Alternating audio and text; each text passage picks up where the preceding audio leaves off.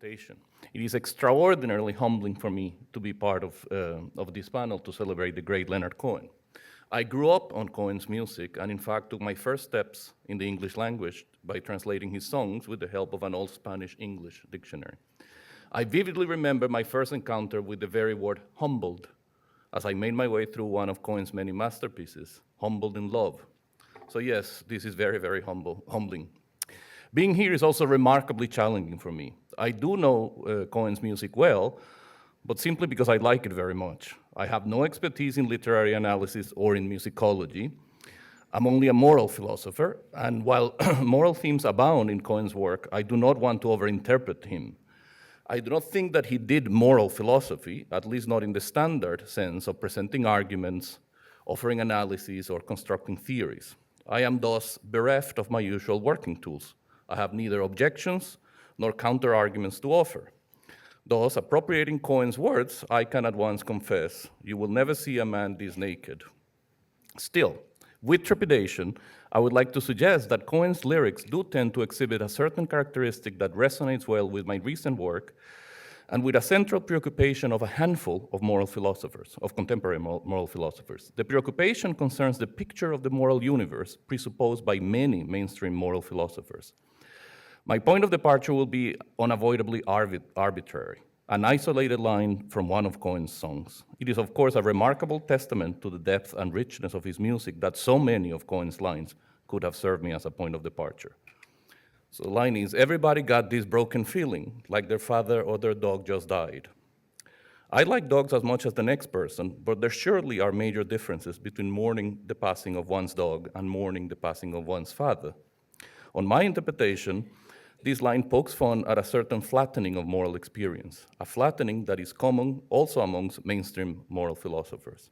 Within moral philosophy, the most famous culprit of this sort of flattening is utilitarianism, which is a theory, ethical theory, that seeks to reduce everything to quantifiable units of utility.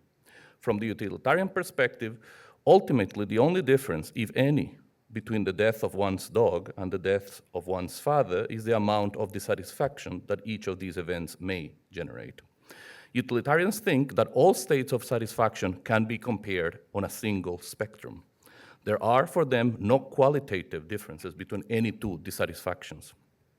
And it is against this background of pervasive flattening of human experience amongst my colleagues in moral philosophy that I read this line by Cohen and in fact most of his music.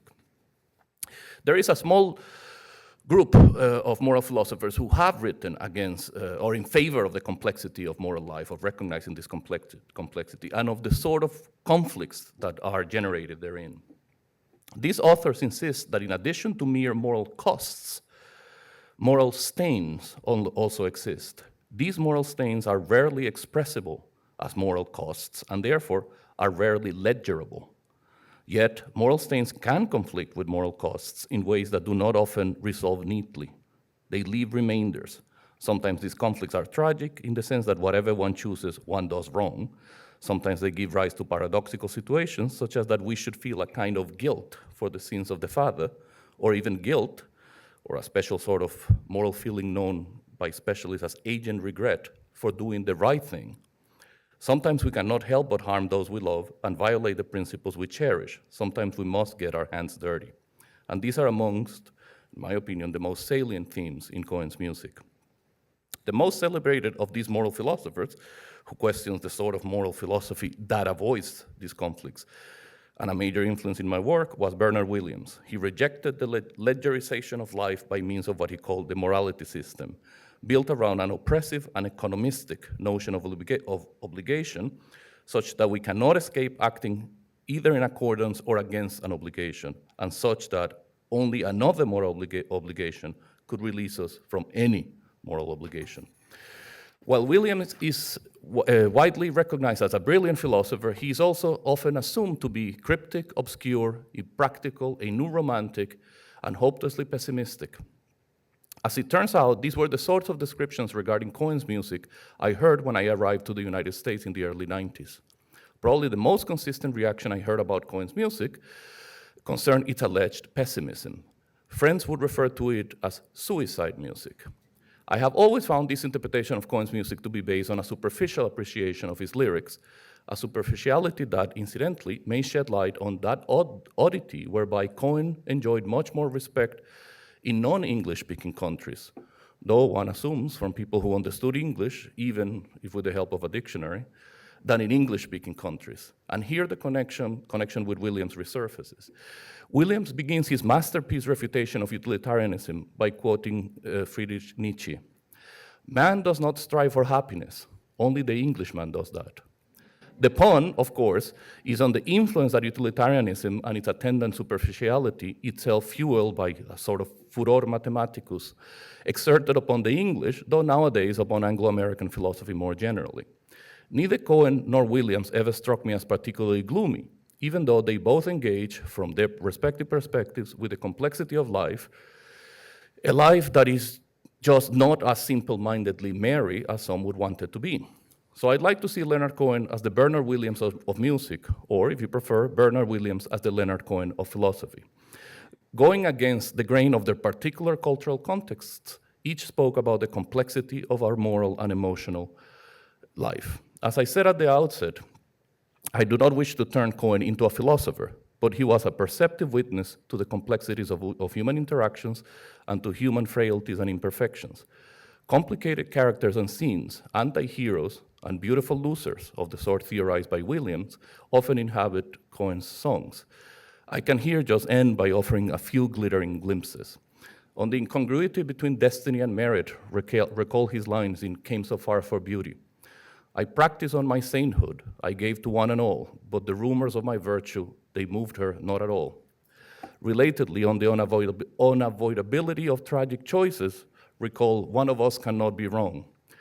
I heard of a saint who had loved you. I studied all night in his school. He thought that the duty of lovers is to tarnish the golden rule. On the dignified ambivalence of the cuckolded Cohen's confession to his wife's lover in famous Blue Raincoat. What can I tell you, my brother, my killer? What can I possibly say? I guess that I miss you. I guess I forgive you. I'm glad you stood in my way. I'll skip I have more glimpses, many more in fact, but I just go to my last paragraph. November 9, 2016 was, if I may quote from what I think was Cohen's only cover, though one which he injected with remarkable new meaning by singing it to the famous Canadian traditional to the tune of mariachi music. Un jour triste et pensif. That day found me in New York City, walking not far from Cohen's beloved Chelsea Hotel, when I received a phone call from my partner telling me about Cohen's passing. It already was very much a sad and pensive day for me, as I in vain tried to comprehend the results of the United States election just a few hours earlier. And as the lines from Canadien errant, Mon pays, malheureux, were very much in my mind. At the worst time, Cohen's voice has become still. He will indeed sing no more. But I want to believe that even when it gets scary out there, it may make sense to say, well, never mind, it's ugly, but we have his music.